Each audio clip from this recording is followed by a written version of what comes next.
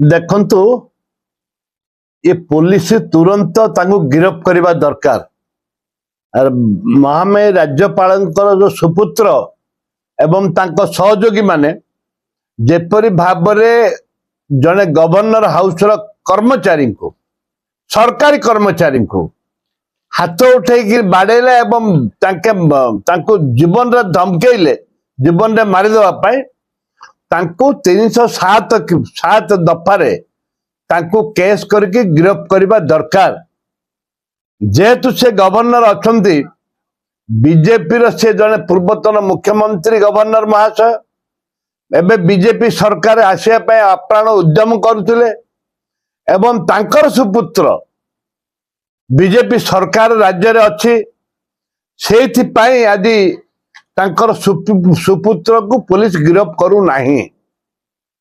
Police सोमठ तांको तरफ FIR टाणी सोमठ police तरफ एफआईआर टाणी गिरफ्त करने दरकार एवं सहयोगी माने भी गिरफ्त हवा दरकार। तीव्र निंदा करुछि कांग्रेस दल तीव्र निंदा करुछि।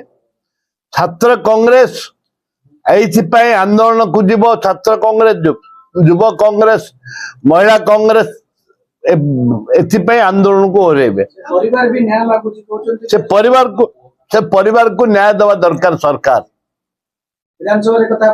निश्चित भाव में उठिब दरकार पड़े गवर्नर आसिले विरोध करा जिवो।